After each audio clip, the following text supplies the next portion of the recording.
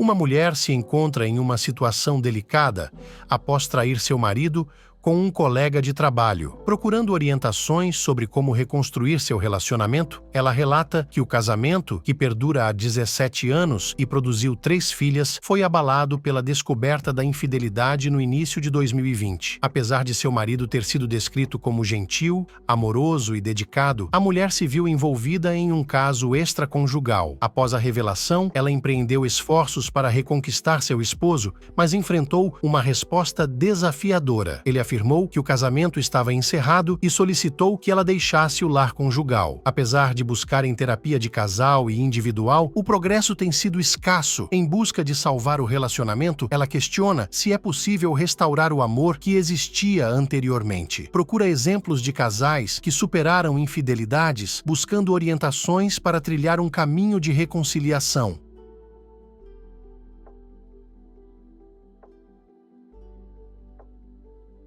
Eu traí meu marido, o que devo fazer para recuperá-lo?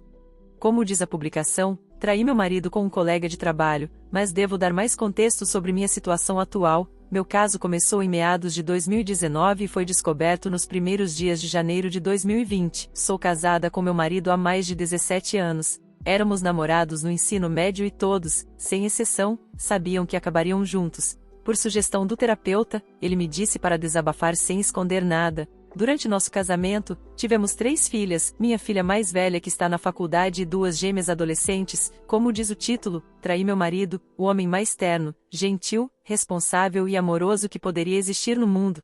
Por que eu fiz isso? Ainda não tenho uma resposta para essa pergunta. O que eu esperava alcançar? Ainda não sei. Meu marido era um homem que sempre colocava as minhas necessidades antes das suas. Nosso quarto estava florido. Ele é um homem atraente, está em forma e é um pai dedicado. As suas princesas, como ele mesmo as chama. Antes eu era a rainha de sua casa, a rainha que lhe havia concedido 3 princesas, mas agora sou apenas a ela, apenas uma mulher que mora com ele. Minha aventura começou com um simples flerte e em setembro se tornou física, de setembro até os primeiros dias de janeiro, até que meu marido descobriu, o grande amor da minha vida, chorando e só quando vi aquela dor em seu rosto, uma expressão de descrença, tristeza e raiva, só então percebi as consequências dos meus atos. Fiquei várias semanas sem comunicação. Quando minhas filhas perguntaram pelo pai, por vergonha, contei que o pai delas tinha uma viagem de negócios de última hora. Eu sei, sou uma covarde por mentir para minhas filhas. Depois de inúmeras tentativas de contatá-lo, ele atendeu minhas ligações, pediu que eu mandasse nossas filhas para meus pais e ficasse um tempo sozinho para nós dois. Foi o que fiz. Numa fatídica sexta-feira, 24 de janeiro, ocorreu uma conversa que nos deixaria à deriva. A primeira coisa que fiz, quando o vi entrar na sala, foi ajoelhar-me a seus pés e pedir-lhe que por favor me perdoasse. Nós estamos mais forte do que qualquer erro que você cometeu. Eu implorei a ele, me humilhei, qualquer coisa para que ele pudesse ver além das minhas ações. A única resposta aos meus apelos, você não deveria se humilhar, não houve mais resposta e isso me ajudou a me recompor. Conversamos sobre nosso relacionamento. Conversamos por horas e com o passar do tempo tive a ideia de que poderíamos superar isso, mas minha percepção da realidade estava mais distante do que a própria realidade. Ele me disse que durante esse tempo separado, eu estava procurando ativamente um advogado de divórcio e todos que consultei deram a mesma resposta. Em nossa cidade eles reconhecem a mulher como unidade familiar, portanto, se nos divorciamos, ele teria que me dar casa, o único horário que teríamos para ficar com nossas filhas seria nos finais de semana, além da pensão alimentícia e conjugal para nossos filhos e somado a outra coisa é que nossa cidade é reconhecida como sem culpa, portanto, paga quem quer destruir a família. Quando eu disse isso, não pude deixar de chorar histericamente e pedir a ele uma chance de fazer as pazes, mas ele me disse que, mesmo que não nos divorciamos, nosso casamento acabou, ele não tem intenção de desistir sua casa, sua família e suas finanças para uma GP infiével. Vou ser sincera, essa última parte me machucou, além de qualquer dor física, foi a primeira vez, em muitos anos de casamento, que meu marido me insultou. Chegou a pandemia e aquele ano inteiro foi insuportável. Dormíamos em quartos separados, o único contato entre nós era para reabastecer a despensa, tirar o lixo ou qualquer necessidade que nossas filhas tivessem. Além disso, não havia o que discutir. O ano de 2022 melhorou, mas só nas aparências. Voltamos a dormir juntos e por assim dizer, mas só para manter as aparências. Ele não me beija, não me toca e temos sido íntimos, mas ele deixa claro para mim quando terminarmos, que é apenas para suas necessidades e não tenha muitas esperanças. Chegamos à normalidade, agora podemos falar de mais coisas, mas ainda existe aquele muro invisível que foi construído entre nós. Fazemos terapia individual e de casal, mas sempre terminamos no mesmo ponto. Podemos ser um casamento amoroso novamente? Casais que superaram a infidelidade voltaram a ser um casamento amoroso. Podemos nos amar novamente como antes. O que fazer? Como superar isso? Como outros casais superaram a infidelidade? Bem, ambos os casais têm que estar interessados na reconciliação e o seu marido não. Ele deixou claro que seu casamento acabou. Você não fez o trabalho para descobrir o porquê do caso e ainda se refere a isso como um erro quando era uma série de escolhas. Se você quiser fazer o que é certo com seu marido, entre em contato com um advogado de divórcio e descubra uma maneira de tornar o divórcio equitativo. Nunca ouvi falar da regra que seu marido está se referindo e deveria haver maneiras de contornar isso. Faça um acordo pós-nupcial, saia por conta própria, retire seu nome da escritura. Existem muitas opções disponíveis que o ajudarão a se curar, mas sua postagem se concentra apenas no que você deseja. Inscreva-se na terapia. Pergunte ao seu marido se ele quer contar para as famílias para que ele possa ter apoio e viver a sua vida pela sua família. Se ele decidir que quer mudar de ideia depois de terminar o trabalho, você poderá explorá-lo.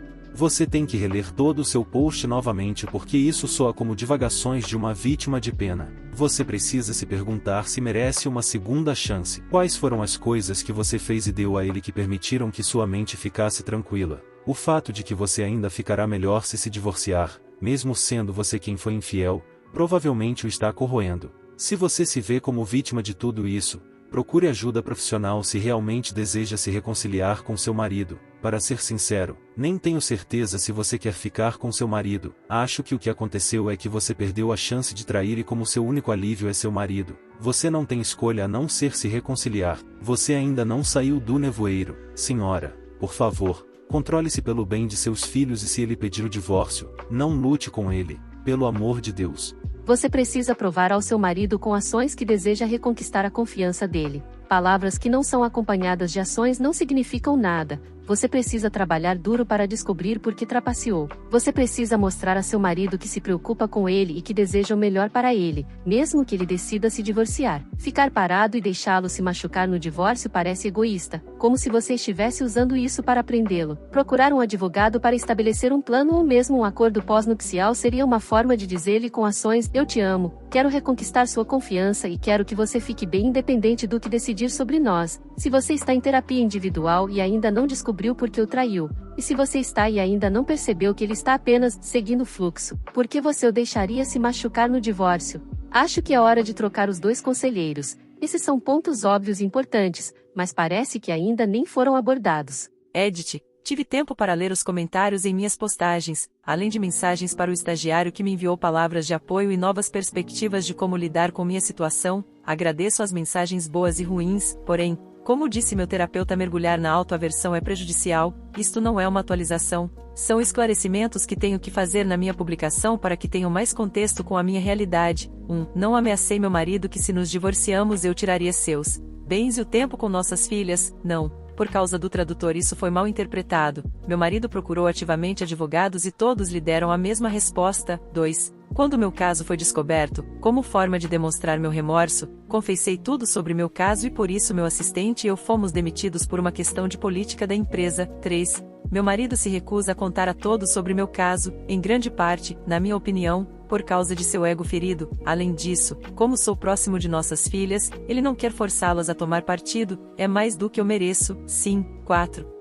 Durante esses anos eu instiguei ativamente meu marido a abrir nosso casamento unilateral da parte dele. Além disso, uma vez organizei um encontro sexual com várias mulheres, deu tão errado, que ele praticamente me deu um ultimato: se eu alguma vez mencionasse qualquer coisa sobre casamentos abertos ou sexo a três novamente, eu pediria o divórcio imediatamente, não importando as consequências. 5. Perdi todo o contato com o amante desde a descoberta de tudo em janeiro de 2020. 6. Fazemos terapia de casal e estou em terapia individual. 7. Meu marido não me maltrata, às vezes isso me mata, a indiferença dele para comigo e a palavra mais forte que ele me disse desde que começamos nosso relacionamento é prostituta infiel, mas a partir daí ele nunca me machucou fisicamente ou me degradou. 8. Nossas filhas não sabem nada sobre minha traição, damos a impressão de sermos o casal do ano aos olhos de terceiros, é irônico. Às vezes outros casais me abordam para me perguntar como fazemos para estar sempre bem, damos a impressão de ainda estarmos apaixonados desde o primeiro dia de casamento. Atualização. Primeiramente quero agradecer a todos aqueles que me enviaram mensagens privadas positivas com conselhos e experiências sobre infidelidades. Cada uma das experiências lidas foi mais terrível que a outra devido aos danos causados ao cônjuge traído. Essas experiências me fizeram perceber mais uma vez o peso das minhas ações passadas, repensando os danos que causei ao meu marido. Como muitos aconselharam, resolvi contactar um advogado e redigir um acordo para que em caso de divórcio ele possa ficar com a maior parte dos bens que adquiriu ao longo dos anos durante o nosso casamento. É claro que essa ação o pegou desprevenido. A princípio ele ficou em dúvida sobre a confiabilidade do contrato, chegando até a contatar um advogado para verificar a veracidade do documento. O segundo passo que segui foi como fiz voluntariamente um teste de DNA em nossas filhas para tirar qualquer dúvida de paternidade que eu tinha sobre elas, e por medo ele não quis fazer, pensando que uma de nossas filhas não contaria com relação de sangue com ele. Como terceiro ponto, finalmente podemos falar sobre nós mesmos. Foi uma conversa muito emocionante por parte de nós dois, onde deixei claro a posição de que se ele quiser se separar de mim estou disposta a aceitar o divórcio.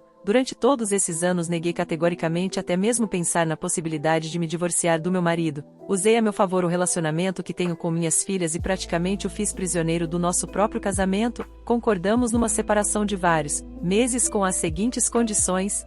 1. Não podemos nem interagir com outras pessoas durante este período de separação. De minha parte, deixei claro para ele que se ele quisesse conhecer outras mulheres durante esse processo, ele poderia fazê-lo, mas deveria me dizer de antemão. Essa sugestão veio de mim mais por culpa e vergonha devidas às minhas ações passadas. 2.